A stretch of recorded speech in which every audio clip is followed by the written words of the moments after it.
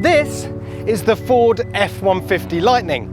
It's a pickup truck, which you probably already knew, but it's not any old pickup truck. It's a pickup truck that can fit a full-size adult male under the bonnet.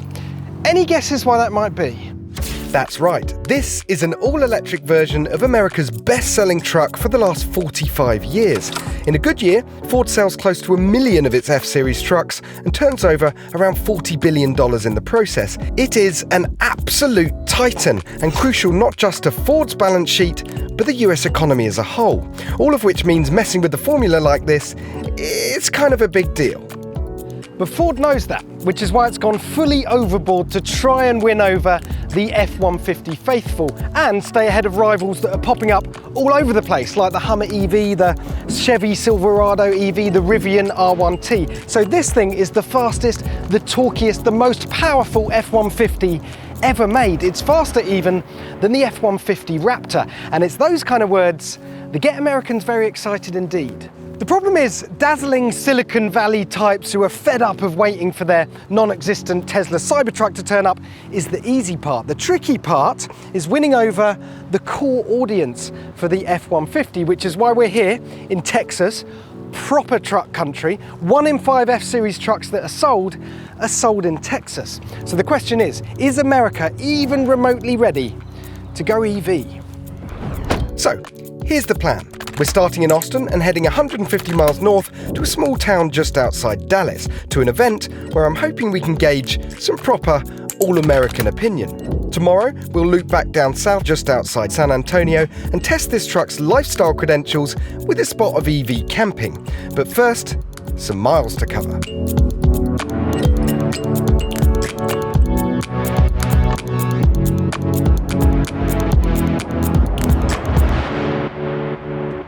Right, so you have 2 versions to choose from, both the 4-wheel drive, both have dual motors. The entry-level version, you get a 98 kilowatt-hour battery, 446 horsepower, and a 230-mile range.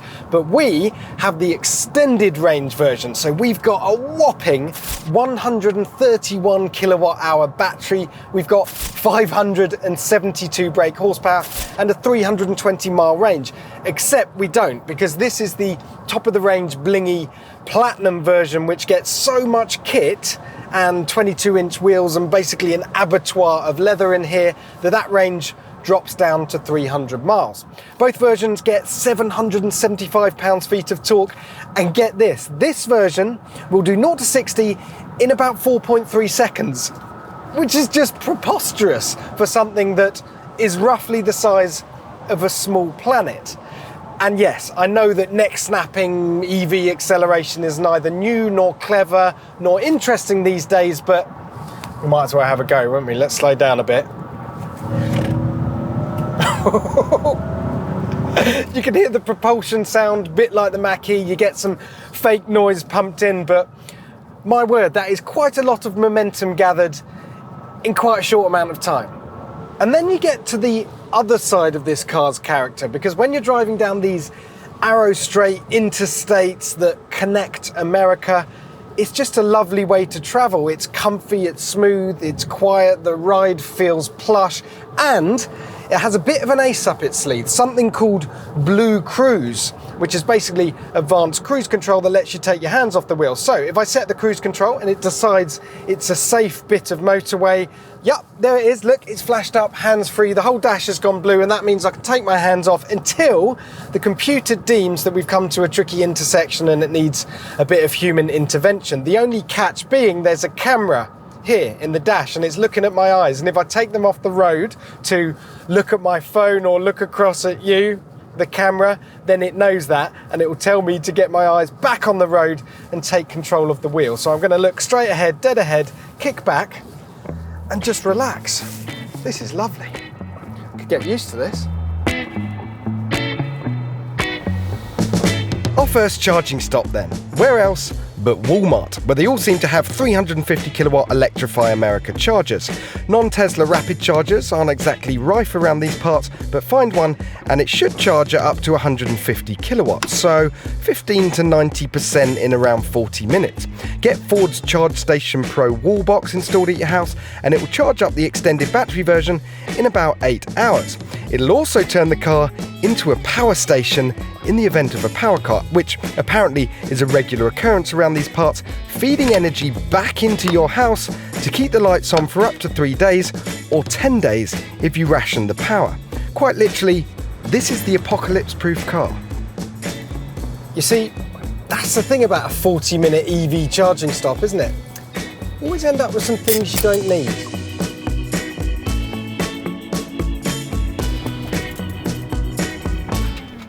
Anyway, range. We should talk about range. We're currently at 75%, 221 miles left, but specifically, I want to talk about that predicted range readout in front of you, and I found it to be surprisingly reliable. And that's because it's constantly being recalculated and adjusted based on a load of different parameters, stuff like how hilly the route is, the weather conditions en route, your driving style, but also the car knows how much extra weight you're carrying, whether it's in the frunk up there or in the bed out the back. It also knows immediately if you hook up, I don't know, something like an Airstream trailer, and then will cut your predicted range immediately in half, which isn't really what you want, but it's reassuring to know.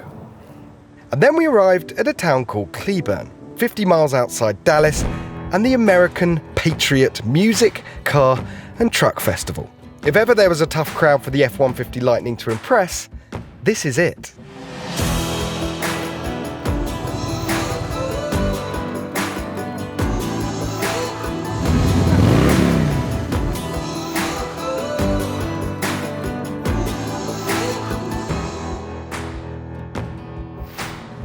Do you think America's ready for an electric truck? No. No, I don't. And I think we're being pushed into Biden because I don't like Biden, and I think he's pushing the agenda. Is everyone ready for an electric version of it, or is it just... No. Or is it, no? You don't think? No, not yet. Yeah. I don't think. What's the drawback? Well, it depends on who you talk to, because a lot of the traditional people from Texas, they like the power of a motor, you know, a big motor. So. But you know, this has got 580 horsepower. So it's 580 horsepower, 0 to 60, 4.3. I don't believe you. Let me see the keys. Straight through the stage.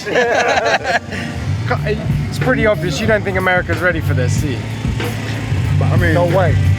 no way.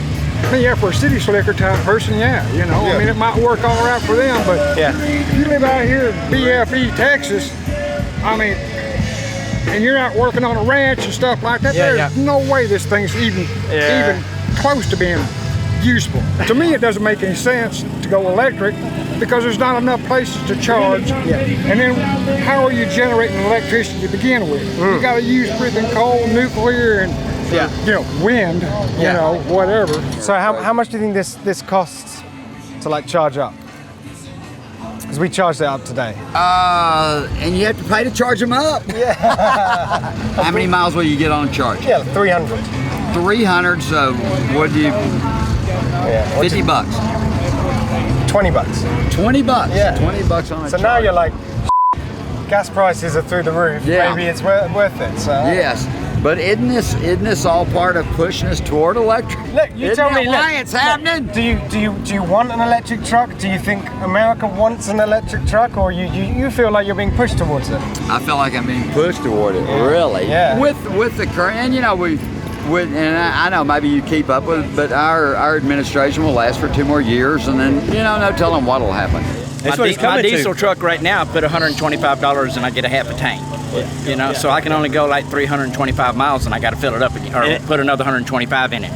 So why not just charge it and not have to put all that diesel in it? No maintenance, no oil changes, you know. Yeah. And it's coming to that. Everything's, you know, we got to get better gas mileage and stop being oil So independent on it, you know. Yeah. I'm indifferent. Yeah. I don't care. I just like things that go fast. Well, this is fast. It's like 580 horsepower. Yeah. Okay, tell me more. I reckon this is the fastest car here. Really? Yeah. Woo! Easy. Okay. That's ambitious. So now you're interested, all right. A little bit. Okay. A little bit. Honestly, I don't know enough about it to really have an opinion, if I'm being honest. Tell me this, is America ready for an electric truck? Yeah, I think so. Yeah? It's nice. Well, would it still have gas just in case the electric runs out? Just pure electric. But it'll do 300 miles. And you can power your house, right? Yes. Mate, you know this. You know this truck better than I do. I heard some. I seen them. I seen it advertised. Oh, no, really?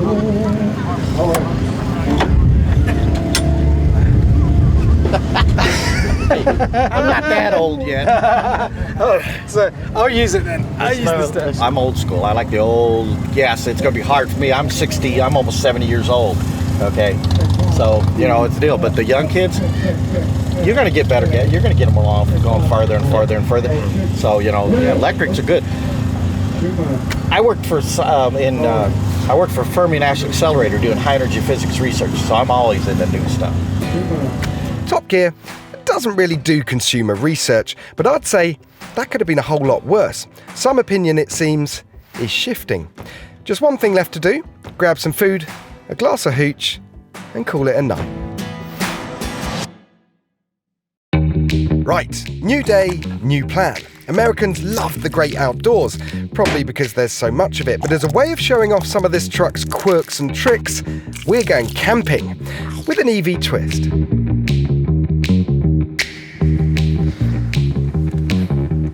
But before all that, take a look at this. If I switch the car on, the seat and the steering wheel move closer together, and then I hit this button here, the gear lever moves down and out the way, allowing you to move this center console and fold it out, creating this really useful flat space here for your coffee or your laptop for doing a bit of work, or just a massive box of donuts.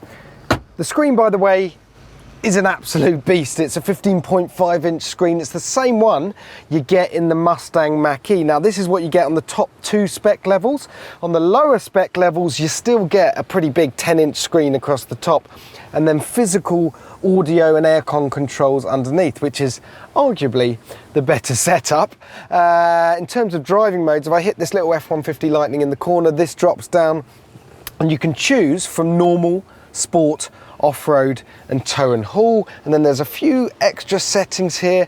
One pedal drive, basically whether you want the aggressive regen when you lift off the throttle or not. You got your locking differential for when you're doing gnarly stuff off-road, and you can choose whether you want the fake propulsion sound or not. In terms of cup holders and cubbies, well, we've literally got them everywhere. Cup holder, cup holder, cup holder, cubbies along the doors, cubbies down here in the center console. They're coming out of our ears because this is the top spec one. We've got an 18 speaker Bang & Olufsen stereo system, and there's even some handy storage under the rear seats. You can get an entire rifle under there. You also have a ridiculous amount of sockets to plug in literally anything you can think of. More on that in a bit. This range-topping truck is $90,000, but Ford will sell you one for under $40,000 with the smaller battery in the lower Pro trim, which is a bit of a bargain, and crucially, it's almost on a par with petrol, which is what Ford said its mission was with this whole car in the first place, to take away all those excuses that people had for not buying an electric truck. And they're doing pretty well so far. But anyway, we must crack on. We got to go back to Walmart again for another charge and to pick up some supplies. That low entry price, by the way, is because Ford could have gone more radical with the design, but it didn't. It kept things simple. It recycled the same basic chassis and attached the battery, which can be removed with just 8 bolts from underneath, and used carryover components wherever possible. In fact, this could well drive past you, and if you didn't spot the badges, you'd never know it was the Lightning. Giveaways? The blanked off front grille, which incidentally makes this the most aerodynamic F-150 ever, the full width LED running light bar at the front, and the full width brake light bar at the back. Those similarities, by the way, mean all the endless official and aftermarket F-150 accessories still fit.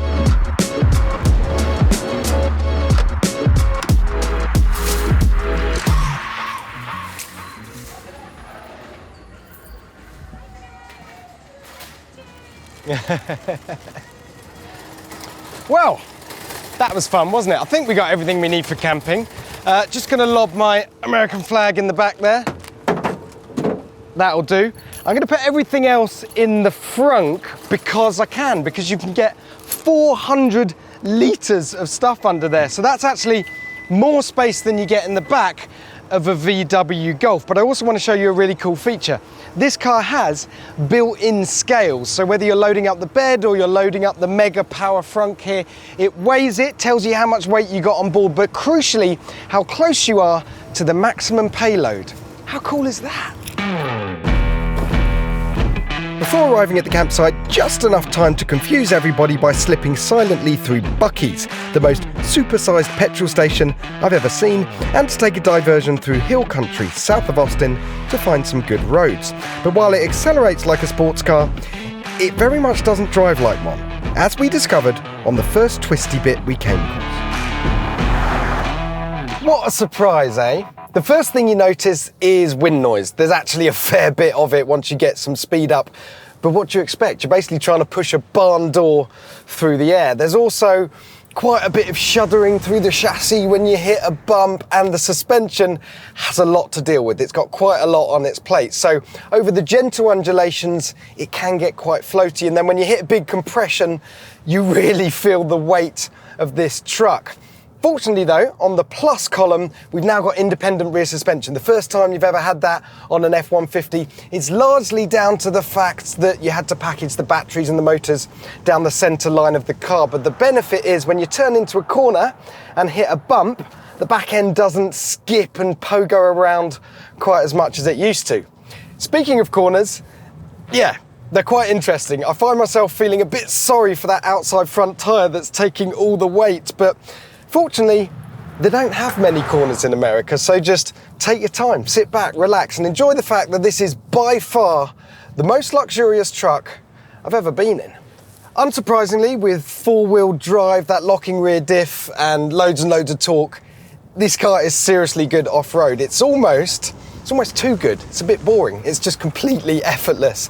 And it can pull things, which after spending a few days in Texas, I've realized is literally the most important thing around here. So if you get the extended battery version like this, you can tow 10,000 pounds or about 4.5 tons, which sounds like absolutely masses to me, but apparently is merely adequate. Anyway, I had a go. I pulled a boat, I pulled an Airstream trailer, and I barely knew they were there. Here we are then, just an hour north of San Antonio, on the banks of the Guadalupe River, at our home for the night, the Mountain Breeze campsite. Full disclosure, we'll be staying in small wooden cabins for the night because the $9.99 Walmart tent, it wasn't quite big enough for the three of us, but we shall be making full use of the F-150's capabilities.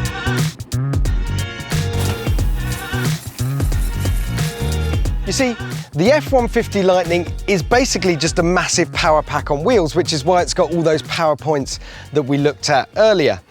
And electric barbecues like this one are just the beginning. You see, that's plugged in there, but we've also gone with the mini fridge that's plugged in over there. Now, equally, we could have filled the frunk with ice cubes because it's got a drain hole in the bottom, thus creating the world's fastest ice bucket. Ooh, and we've also got one of these, a mini projector, because what's more American than creating your very own drive-in movie theatre? We've got fairy lights, we've got the American flag, we've got it all, and it's all plugged silently into the truck. Oh, the steak. Food poisoning narrowly avoided, we come full circle to our original question. Is America ready to go electric? Is any country ready to go electric? Not really, it's a gradual process, not a bolt of lightning. See what I did there? There are millions of hardened skeptics here in the US, but then there are millions of hardened skeptics back in the UK. And similarly, the charging infrastructure here is just okay. It could be way, way better. But if ever there was an EV that could shift attitudes, it's this one right here. So, if you can get your head around the 300-mile range, if you got your work charging sorted and your home charging sorted, then America, I'd make the switch. And the gamble seems to be paying off for Ford. They've already got 200,000 reservations. In fact, they had to cut off the reservations at 200,000 because they can only make 140,000 a year. Right, that's your lot, clear off. I've got some watching to do. This guy's brilliant.